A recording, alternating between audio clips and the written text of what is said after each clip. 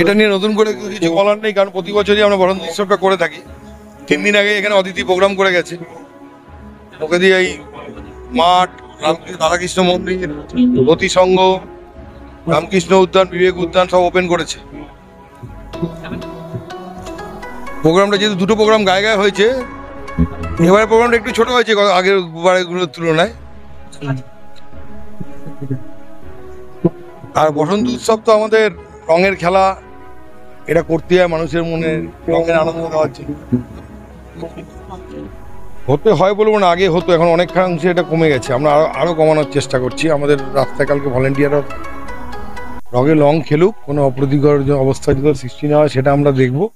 রঙের আনন্দ, সবাই মিলে রঙের আনন্দে মাটুক, কিন্তু কোনো অপ্রীতিকর অবস্থা যদি সৃষ্টি না হয় সেদিকে আমরা যথেষ্ট দৃষ্টি রাখবো। সে উদ্দেশ্যে বার্তা রাখবো, আপনারা উন্নয়নের সঙ্গে থাকুন, মমতা বন্দ্যোপাধ্যায়ের সঙ্গে থাকুন। উন্নয়নযজ্ঞ আমাদের চলছে, আমাদের 7-8টা মাঠ তৈরি হচ্ছে, রাস্তাঘাট হয়ে গেছে। 21 নম্বরে তো এই মুহূর্তে সব থেকে বেশি কাজ 21 নম্বর ওয়ার্ডে হচ্ছে।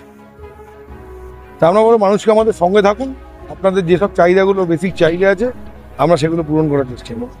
আবির খেলা হবে, গান বাজনা হবে, সব একটা জমজমাট করার ব্যবস্থা আমরা করেছি। না, এ তো বলার কিছু নেই, কারণ আমরা জন্মাবার পর যখন বুঝতে শিখেছি তখন থেকে আমরা এই দোল উৎসবটা উদযাপন করে চলেছি। তখন ছোট ছিলাম, তখন একরকম, তখন নেড়াপোড়াও করেছিলাম, কিন্তু এখন বয়সের ভারে আর ওটা হয় না। কিন্তু বসন্ত উৎসবে একটা আলাদা আমেজ, একটা আনন্দ, কারণ সিজনটাও চেঞ্জ হচ্ছে। আর প্রতি বছর না, এবছর আমরা ছোট করে হলেও একটা উৎসবের আয়োজন করেছি। সবাই আসছে, মহিলারা, ছেলেরা, একটা আনন্দ করবো 2-3 ঘন্টা।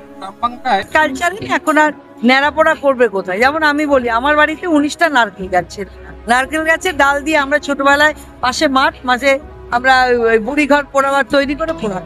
এখন তো সব জায়গায় মাঠও নেই, ফ্ল্যাট হয়ে গেছে, নারকেল গাছও পাওয়া যায় না, গাছের ডালপালা পাওয়া যায় না, কি দিয়ে নেড়াপোড়া হবে? স্মরণ করেই আমরা দোলযাত্রা, যেমন আমার আজকে এই ব্রতী সঙ্গের এখানে মায়ের পুজো, আমি নতুন করে মন্দিরটা কথা আজ উদ্বোধন হলো, মায়ের পুজো হলো, অনেকের বাড়িতে রাধাকৃষ্ণের পুজো হয়। এটা একটা আমাদের বসন্ত উৎসব। বার্তা কি, সবাই ভালো থাকবেন, সুস্থ থাকবেন, আনন্দে থাকবেন, এটাই আমার সবার বার্তা থাকবে। সতর্ক, মানে এমন রং খেলবো না যেতে কাউকে দিলে পরে তার একটা ক্ষতি হয়ে যায়। কারণ রং খেলার সময় তো মানুষের কোনো জ্ঞান থাকে না, কিন্তু সবাইকেই সেই সতর্কীকরণ এই কারণেই এমন ভাবে রং খেলবেন যাতে আনন্দই থাকে, নিরানন্দ। দেখতে থাকুন, সঙ্গে থাকুন বেঙ্গল নিউজ টিভি।